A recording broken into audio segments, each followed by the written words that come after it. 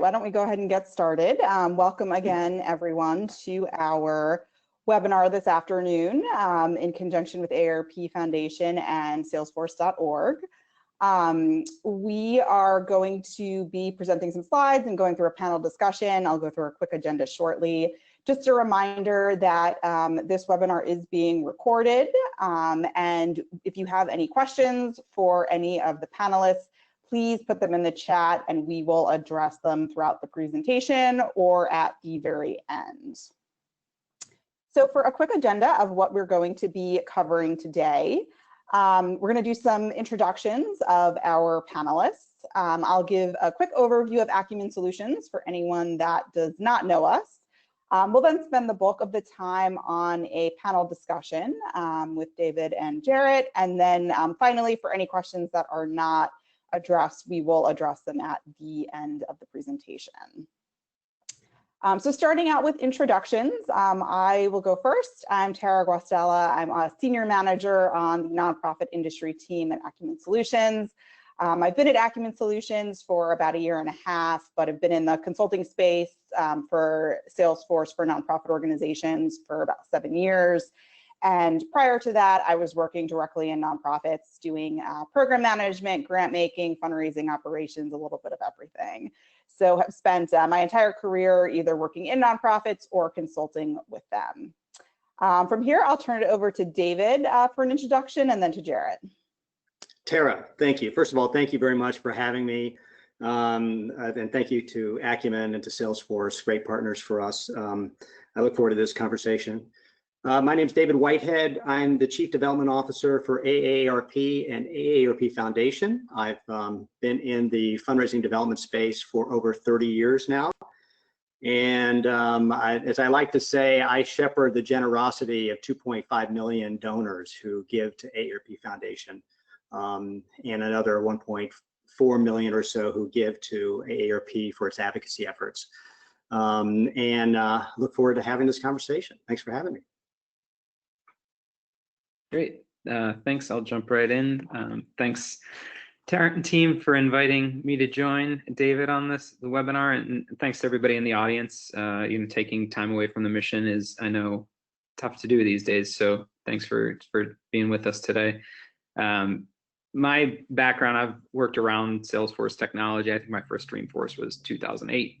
But I've had the privilege of working with nonprofits directly for the last 5 years, and 3 of which have been directly at Salesforce, most recently in the role of really focusing, leading up a team around fundraising.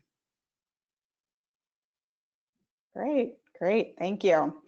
So now I will quickly run through a little bit about Acumen Solutions for those of you on the call that don't know us. That's a picture there of a big chunk of our team in the DC area doing some volunteering actually with AARP. I think that was last year, so a good connection there. A little bit about Acumen Solutions. So we are a about 21-year-old organization. We've been a Salesforce partner for the bulk of that time, 16+ years at this point. We are located across the country and across the world. We have a team of about 1,000 employees, and we've got about 2,100 certifications within that team of 1,000. We are a top 10 Salesforce partner. We also are a Salesforce.org premium partner, which we'll talk a little bit about on the next slide. And our projects really focus on multi-cloud implementations. We tend to see clients that want to implement something like nonprofit cloud for fundraising, as well as marketing cloud for donor engagement and communications, analytics, commerce, service. We really are true specialists in multi-cloud and being able to provide solutions that are across the Salesforce ecosystem. With that, we have deep expertise in data and analytics. So with any Salesforce project, you have a load of data conversations that you'll be having. We have a whole team that focuses exclusively on being able to not only scrub and clean and cleanse your data, but then being able to really help analyze what the actions you want to take and the decisions that you want to make based on that data. And change management is another key component of what we offer. So the people side of change, being able to ensure that your teams are ready and have the tools and the resources available to them to really embrace the change and the migration to a new system like Salesforce. A little bit about our work in the nonprofit space. So again, we are a premium partner with Salesforce.org. We have been for several years now. We focus on some of the most prominent areas that nonprofit organizations have within their business. Fundraising, first and foremost, is very common amongst our clients and amongst the projects that we do. But program management and case management are also very important and very common, implementations that we see. And then marketing and analytics always complement those core functions, as well as things like event and volunteer management.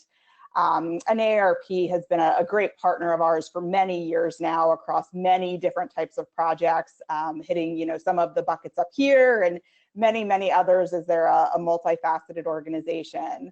So with that, I want to jump directly into our panel discussion and really focus the remaining time here on the panel and some questions for our panelists. So first off, we are going to start with a question to you, David.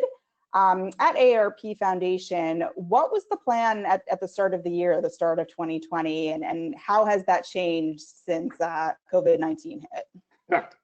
Changed a lot.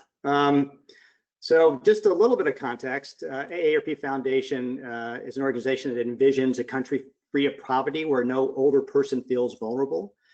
And it basically seeks to serve people 50 and older by creating and advancing effective solutions that help them secure the essentials. And it's only been raising money since about 2003. So actually a relatively young fundraising organization.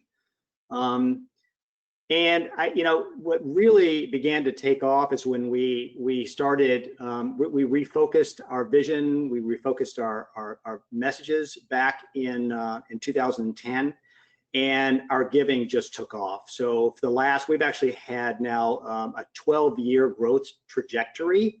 Each and every year since 2008, we've had growth.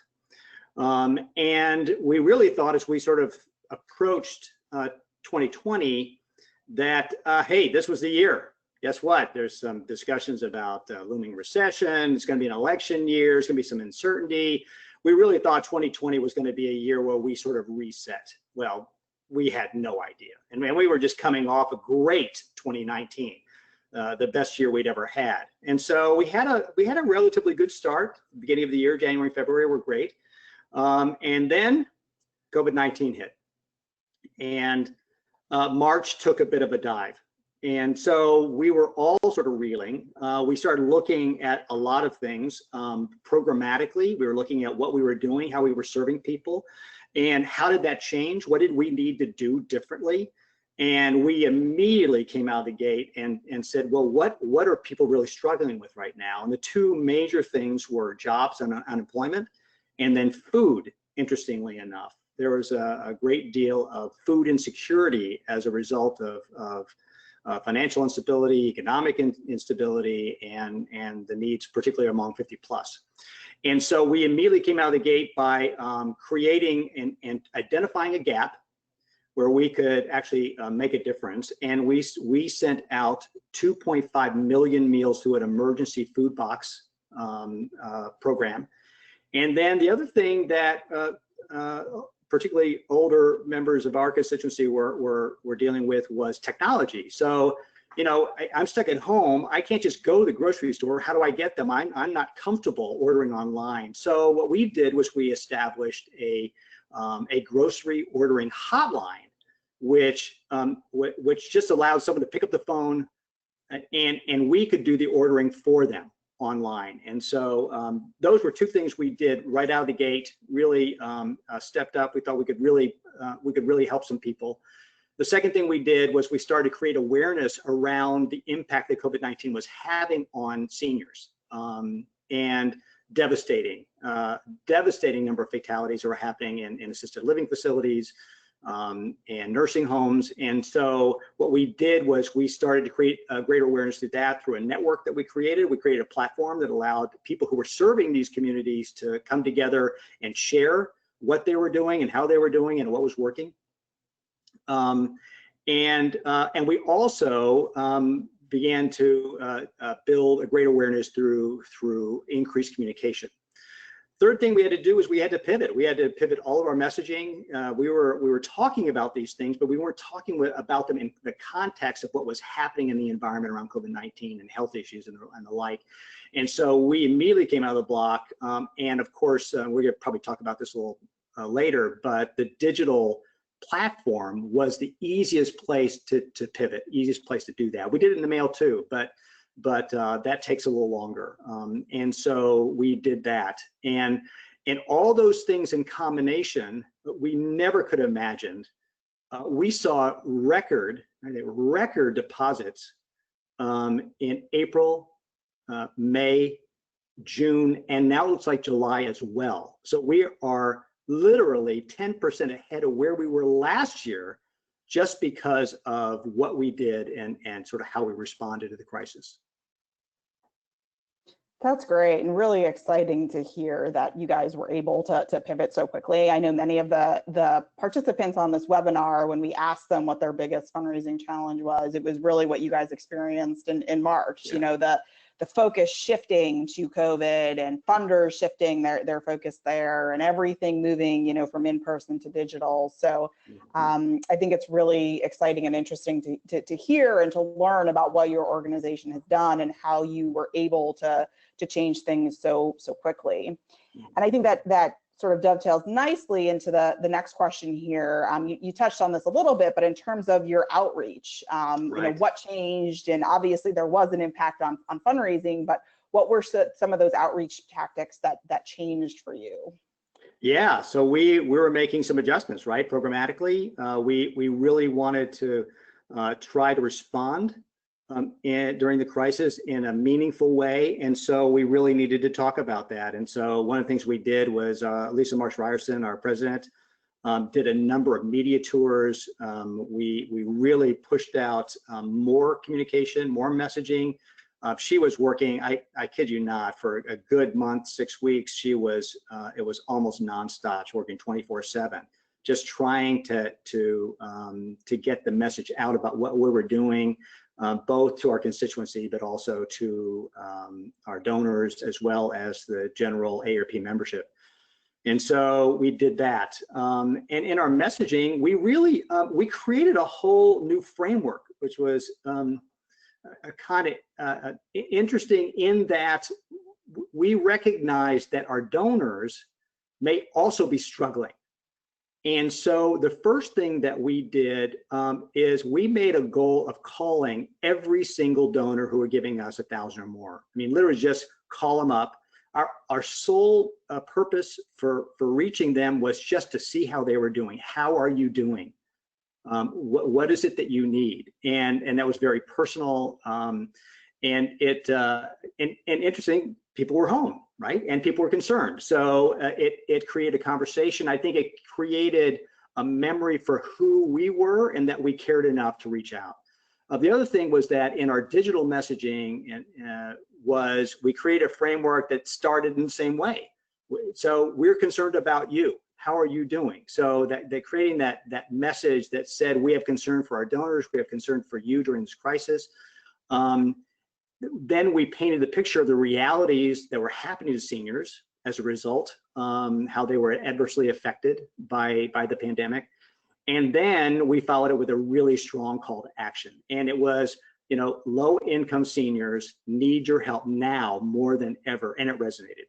And so I think the outreach became both an increase, both in volume, but also in the levity, the concern not only that we had for our donors, but also those who were suffering.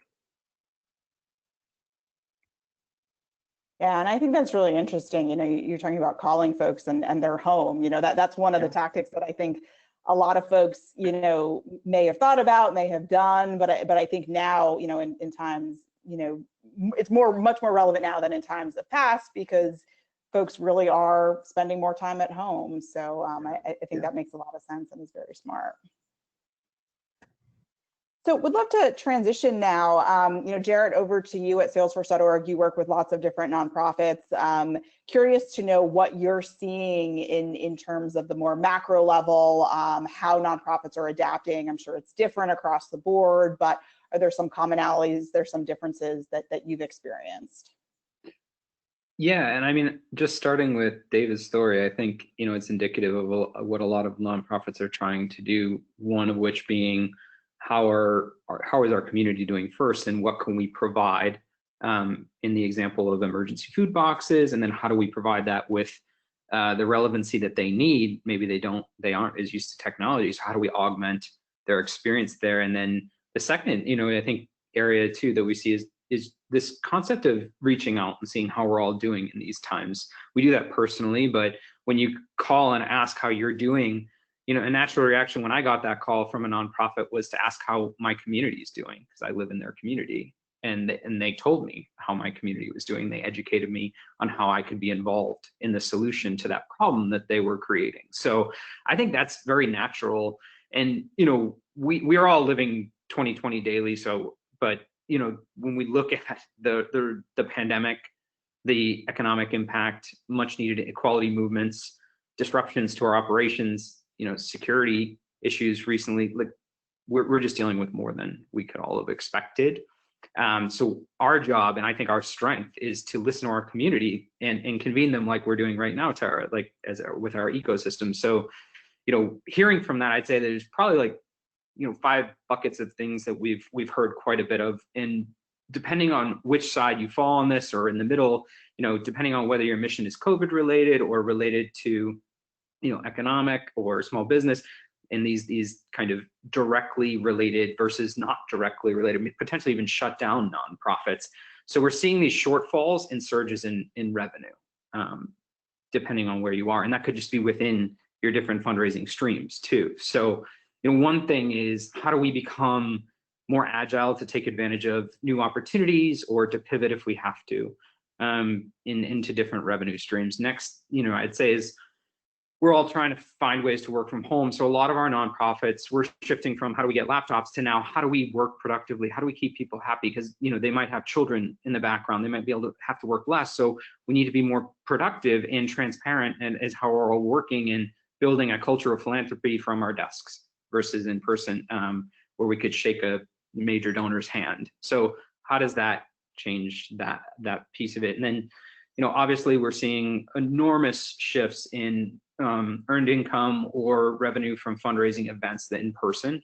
So how do we virtualize those and potentially reach past zip codes that held us back in the past from reaching more audiences? So does that change our actual events strategy and our experiences that we're providing?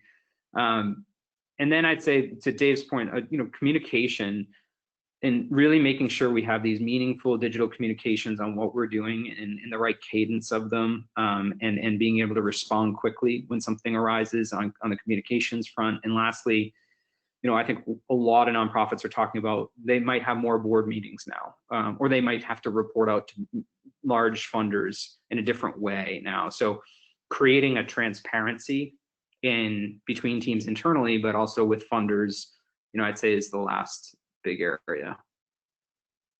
And we do have a lot of content too, like leading through change. A lot of our customers have taken the forefront like this with David, to share their stories too. Yeah, I think that's really helpful, and I think all of those are spot on. There's a lot of different areas and a lot of different ways that organizations are adapting, and I think that sort of summed it up really nicely, Jarrett. What are some recommendations you'd give to other fundraisers? There's a lot of folks on this webinar today that are really interested in what could I be doing differently, whether it's digital or other types of ways to engage with donors. We heard a lot of feedback from folks sort of asking, what could I be doing differently? So David, we'll start out with you, and then Jarrett, transition to you on some tips and things that you'd recommend to others in terms of being able to fundraise in this environment. Yeah, great question. And we're a sizable organization. We have resources, and whether you're big or small, depending what part of the sector you're working in. For instance, just an example, I sit on the board of a small community theater, and the arts community has been hit pretty hard during this time, because you can't go to a museum, you can't sit in a theater, you can't go to a ballet, right? So in essence, we were tasked with, and at least the board was tasked with, well, so how do we adapt, or how do we raise money in a different way? How do we stay relevant in a time where it may feel like we're less relevant? And so one of the things that we did, we started to say, well, hey, can we get creative in how we bring theater to our community? And we said, hey, let's start using the Zoom technology. Let's see if we can start to create theater on demand, create something, video it, put it out there, and just put it out there for free. I mean, we weren't trying to generate revenue. We were just saying, hey, how do we show up? And how do we show up to our constituencies and our audiences? And so we did that, and we just said, hey, look, we created this, we're putting it out there, it's for free, it was amazing. People just started to donate. They said, wow, this is wonderful. They're all cramped up in their home. They're all looking for something to do besides whatever they've gone through all their stuff on Netflix, right? So they're looking for really fresh, interesting things. And Problem Splitter shows up with this new creative thing that I can watch, and by doggone it, I'll give you $5, or I'll give you $10, or I'll give you $50, just because you're showing up in a way that's helping. So I would say when you pivot, think about how you are relevant during this time. That's the key. And I think, some organizations are going to be more limited than others, no doubt about it. But if there's some way that you can think of a creative way to connect it up, that's important. The other thing is that we did was we recognized the need for increased personalization. And so that means, how do you take a large number of people and actually make it feel like, look, I am talking to you. And that's what I think the digital platform helps us with. And for us, it's somewhat gratifying to know. A couple of years ago, we came to the conclusion that our systems were so outdated that we couldn't actually connect with people in a meaningful way, our donors or our constituents, in a meaningful in a meaningful way with the technology that we had. And we'd already made the decision, our systems need to support what it is that we're trying to accomplish. And so we made the choice to move from, again, this sort of disparate, antiquated technology to a new unified marketing platform, which would include Nonprofit Success Pack and Salesforce Marketing Cloud. But even now, today, we are even more committed to making that transition, because now it becomes even more important that we show up in a more personalized way, in a relevant way, with relevant content, so that people feel like they're connected. And so, of course, we're working with Acumen Solutions, we're working with Salesforce experts, and we're putting that in place so that we can come out of this, whatever out of this means, into a new world, into a more and be even more relevant, even more connected, be more meaningful, particularly to our donors. Yeah, it's a great point. I mean, how do we use these opportunities to rethink how we're doing things overall? And I think that was kind of forced upon this at the beginning of the year. A lot of people, I think, were in meetings and talking about being in these big meetings where, like, what are we going to do? We have to make decisions. And I think a lot of recommendation that we have, at Salesforce, and we've heard from our customers, is using data to make those decisions. Makes those meetings a lot easier. It takes a lot of the ambiguity out of decision making. It lets you kind of come together around a holistic truth, and then take your qualitative minds and what you're hearing and polling people on, and find out what the decision is that you should make. And that, I think we've just seen that for the first half of the year completely. Every month has been probably similar meetings like that, or decisions. So, as we move from, I think, first this kind of reactive, how do we get the data we need, realizing that we're going to need this data ongoing to make decisions, or what could we get more next time we have to make a decision. So start scenario planning. What if we were to open up? How would that change? Do we have a scenario if that happened 2 months from now where we would know how we're going to react to that situation and have the data we need? And then I'd recommend, a lot of nonprofits right now are looking at these experiences that they provided in the past and saying, what was the goal and how do we recreate that in an online experience? So if we were doing a walk, run, ride, an example would be how Gigi's Playhouse used Strava integration to track, that walk, run, ride, and have somebody out in public, not with crowds, but they're watching and cheering on digitally. Galas are a great example of this too. How do we move those online? So looking at your traditional fundraising methods, figuring out how they're going to be online or in the close future, and then how do we take those learnings from the online, the digital muscle we built in personalization and things like that, and maybe have a hybrid going forward when we reach the next normal, which is hopefully back to our older normal. And then, I'd say like the last piece of this is really aligning fundraising and being able to productively work with fundraising teams. An example is Robinhood. So, when they had this huge gala, which kind of turned into more of a benefit that raised $150 million in 1 year or 1 day.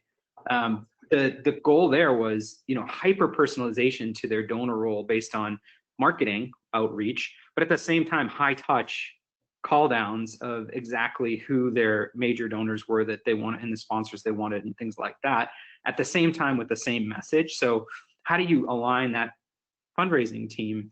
And you could even look beyond your fundraising team. A lot of times now people are looking at their traditional events team and saying, how can we use them digitally, and how can we use our volunteers for these things? So if you're resource constraint, really kind of rethinking the support that you have in that. So I'd say, that data move to online and include your fundraising and development teams and extended teams in that move to online too.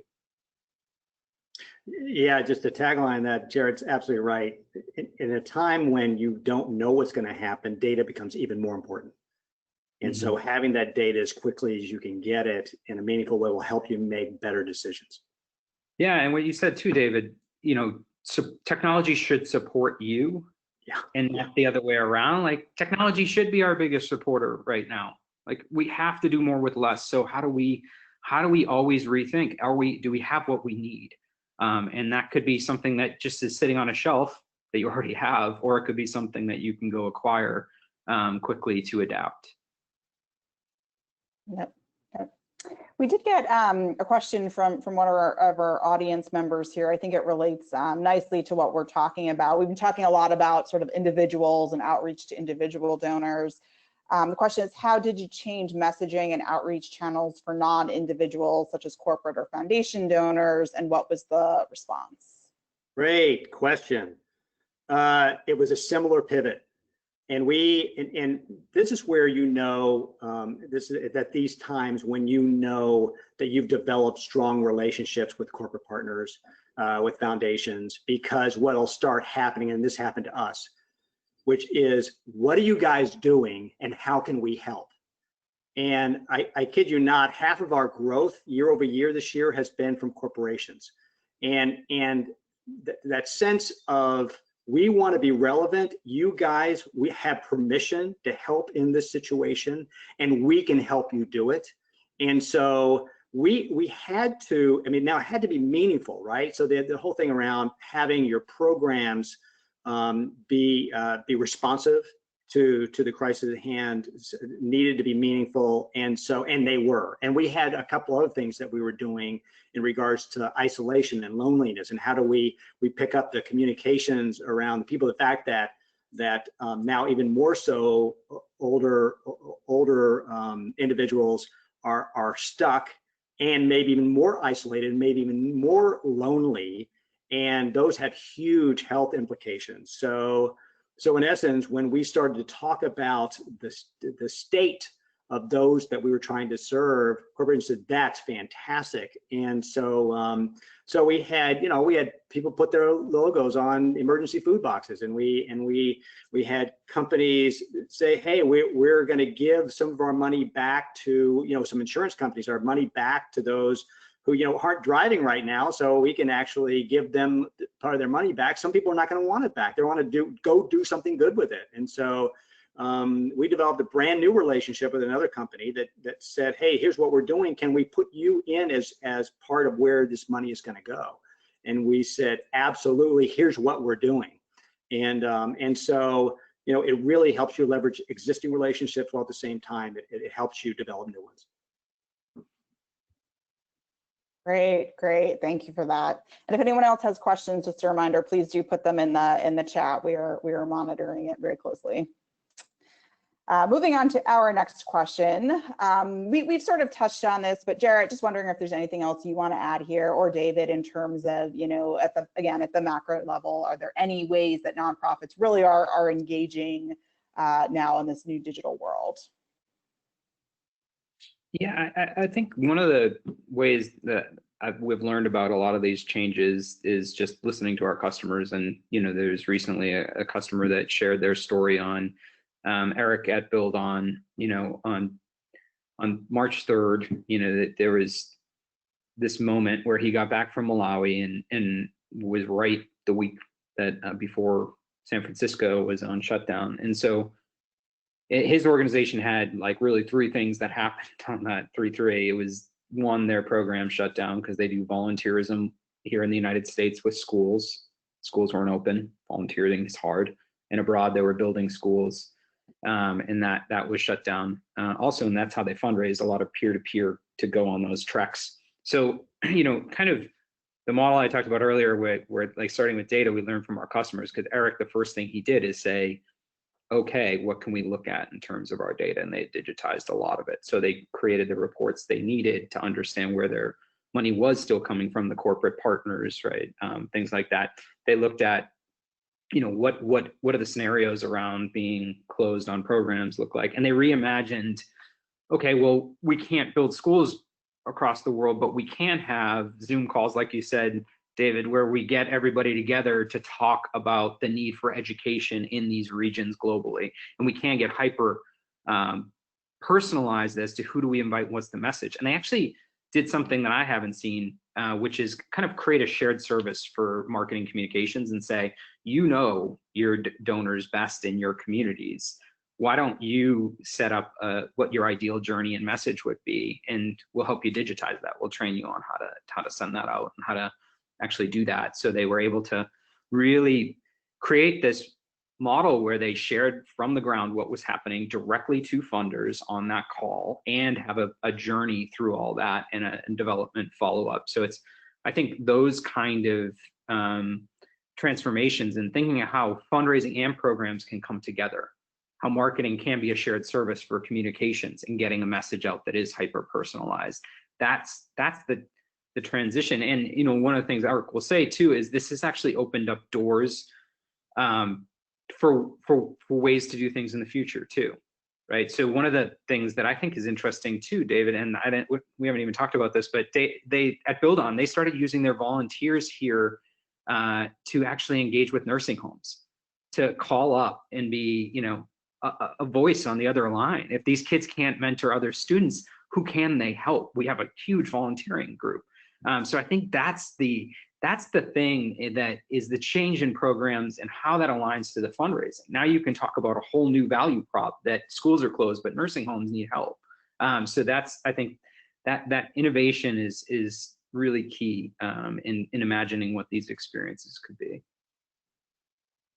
Yeah, and I'll just add one thing, and we haven't done this yet. We're about to, which is we're going to explore doing personal videos. Just sending out, and because you can only call someone up so many times, and so it's like, hey, I'm thinking about you. Here's something. Here may be some information you can find, or here's some things that we are providing our members that you might find useful. And so, but just a little quick personal video and sending that to some of our, particularly our folks in relationship management. That's great. Yeah, and Jerry, you mentioned, organizations doing things that they should be doing or want to continue to do in the future, even once we're sort of over this pandemic hump that we're in. And we're hearing a lot of that as well. Organizations finding new ways of doing things, whether it's on the fundraising front or how they're running their programs or how they're communicating, videos and different channels. And I think a lot of these things will continue on into the future. So as much as this is a challenging time for many organizations, I hope personally that there will be a lot of learning from this and that people will really be able to maximize these strategies, not just now, but in 5, 10, 15 years to come, and really continue to see their organizations grow and thrive based on the learnings of what we're going through right now.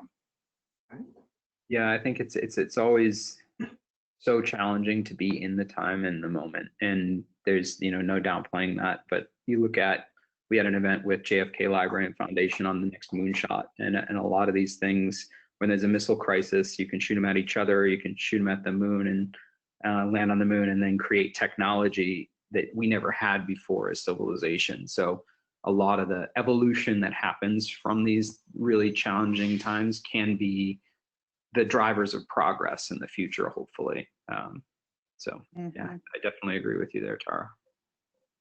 Yep, great. So next question here, and this is the last formal question of our panel, and then we'll open it up for audience Q&A. But at AARP Foundation, what considerations are you making in terms of the future, projecting your goals, your targets for the next 6 months, the next year, and even past that? Yeah, wow. So, I think there's only one thing that we're certain about. We're certain there will be uncertainty.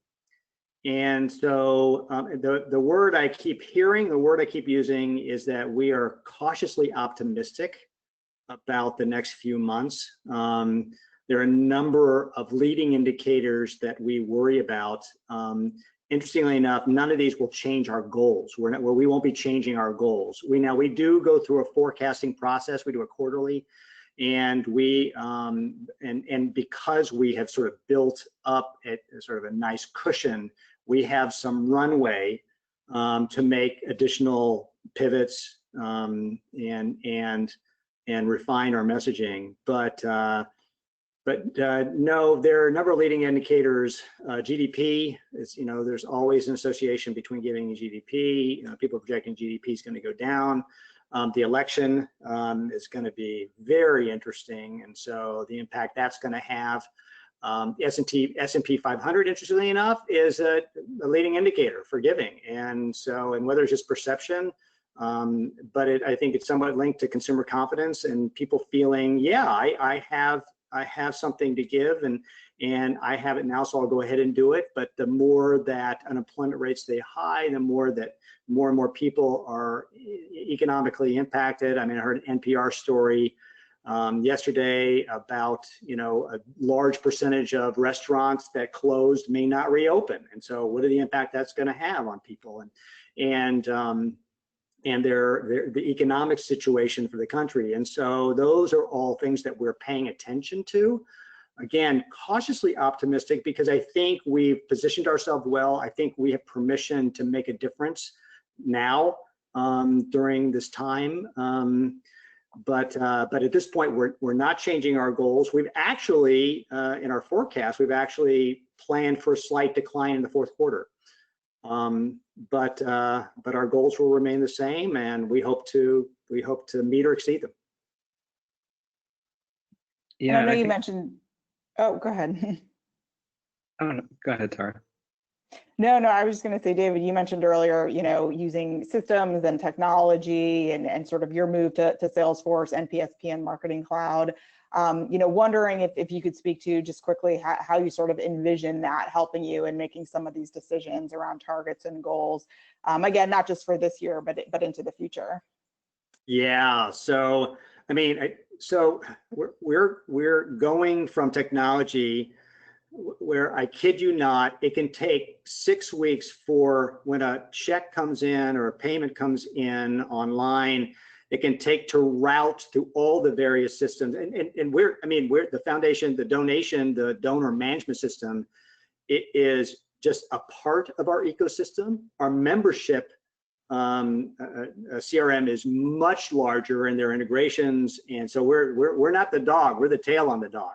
And so when you're putting this into that ecosystem, not only is it complicated, but it can take a long time for all the data to make its way through all the different varying syncs in order for it to be real. And so the data is so delayed. And because of mail timelines and the like, we can actually sending solicitations people have already given. So again, this is what this technology is going to help us do is it's going to speed up everything. It's going to allow us to get data quicker. It's going to be more accurate. We're going to be able to get reports more quickly, and we're going to be able to actually take action on what we're seeing in a meaningful way. And so, yeah, there's a whole suite of new products. We're just very excited about it because right now the data is in disparate places and all telling us different things, and we're hoping that this will help solve that, and we know it will. Yeah, I was just going to add to that too. I think the thing that you're in the middle of is an evolution of how you operate strategy-wise and technology in implementing a lot of new technologies, and those two things, learning-wise, can help you really align the new strategies too, and do that iterative look at data, change the strategy, change the outreach, change the experience, come back, look at data, change the outreach, and so that's what a lot of our customers are trying to do, is just become more agile. And I think one of the things that we're seeing in fundraising and forecasting overall is that this is probably a more of a U-shaped recession or depression that lasts a while. It's not going to be a spike back up now, which we'd all hoped, given it was mostly based on a shutdown. But there's a lot of indicators now from experts. So thinking as to how we plan to leave that space for uncertainty, to leave that space to scenario plan, and in our operating models, I think a lot of nonprofits are realizing, and even us internally at Salesforce, is that you need that time when things are changing all the time to make decisions quickly, but also have the scenario planning to know what is, if the economy did this, we'd be in this scenario. If it did that, we would probably be here. So I think that was it's a great point, and we're excited to see the changes that you make as you implement more of the solutions. Well, and frankly, I think one of the things I'm most excited about is, again, we're just going to be able to do a better job of personalization. So the journey mapping. So when someone comes in a certain way and does a certain thing, the systems will allow us to actually send them relevant content or relevant messaging as a result of what it is they've done within our ecosystem, and that's very exciting, because some of that is obviously can be automated, and or it can just be flagged and then someone can jump on the phone or the like. And so, and that's what technology can do for you if it works well. Yeah, and we actually just last week we have a webinar on demand that build on, and Atlanta Mission, who does that journey mapping extremely well. They actually put out an entire workbook for nonprofits with all their workflows and communications around how they did it too. So that could be a resource if anybody's looking for exactly how to do that journey mapping. Yeah, that's great. Well, I do want to pivot over to some audience Q&A. We are getting some questions in, so we'll tackle as many as we can. And just a reminder for the audience, please put your questions in the chat. So first one, David, I think this is geared towards you. What front-end solutions are you adopting as part of this change? So we mentioned Nonprofit Success Pack as sort of our donor management system. we are unifying our entire email channel across the entire enterprise around within Salesforce Marketing Cloud. Again, it's just going to help us do a better job of communicating, because we communicate with a lot of people in a lot of different ways. And so being more coordinated and being able to manage that channel a little more effectively, I think will increase the customer satisfaction. We are using Springboard for online engagement reporting. We're using Fracture as sort of the reporting back. Gets uploaded every single day so we can actually see it.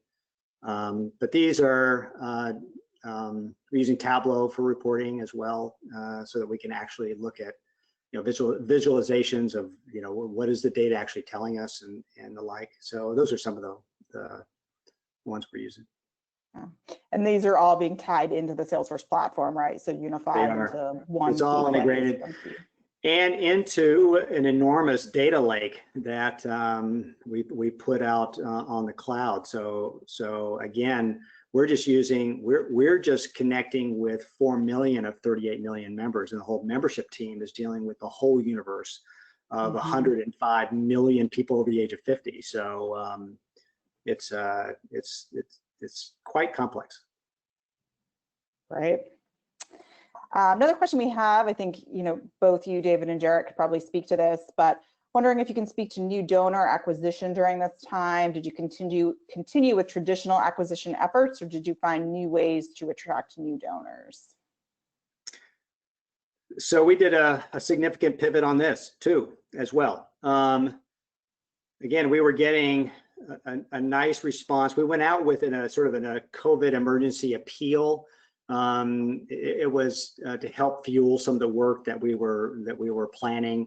That went pretty well, and we were starting to see response rates. We're seeing average gift. We're seeing all these different metrics increasing, and we said, hey, look, here's an opportunity on the acquisition side, both online and off. So we did pivoted messaging there as well. I'm happy to tell you that the May acquisition made money. So I'm sorry to say that we didn't go deeper into our file, because we actually generated revenue from that acquisition package. And again, the key was all those steps that I already outlined, from programming to creating greater awareness to making sure the message was relevant and resonated.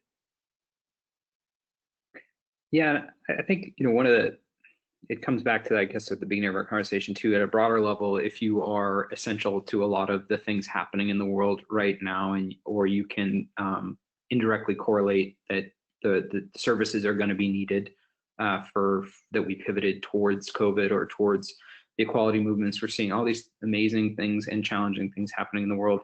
Then donor acquisition becomes almost a good problem to have, because we acquired, a lot of our nonprofits are saying we have in 1 month more donors than last year coming onto our file. Now, how do we think about direct mail budgeting for that in the future, right? That creates another kind of question or challenge. And then there's a lot of nonprofits who are, they're not seeing their ability to cut through the noise right now and acquire new donors and find new people.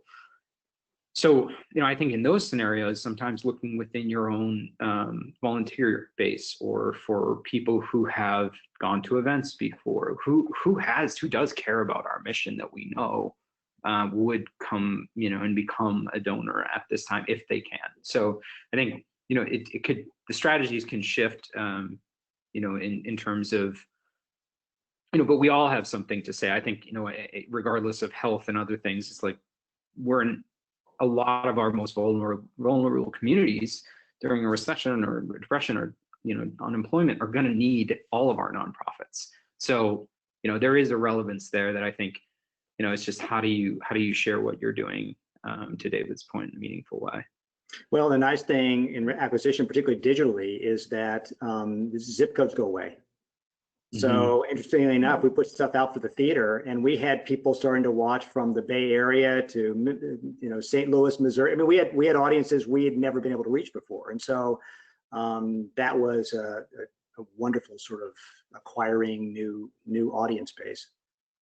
Yeah, and using those donors you do have to reach out to new people during these times, because we're all responsive to our personal relationships, I think, throughout this. So, peer-to-peer has become a bigger opportunity for a lot of nonprofits to think about.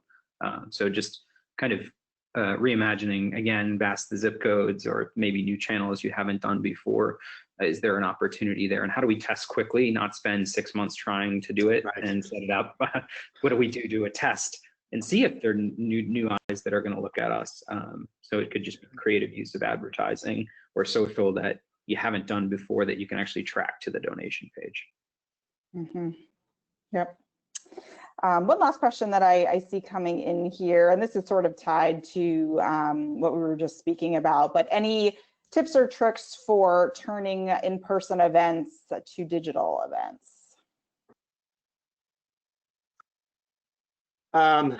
Wow, yeah. So I think Jared touched on it from our perspective, and we don't do a lot of fundraising events, but I think the peer-to-peer, I mean, there's just great potential there. And I just give the example of the theater.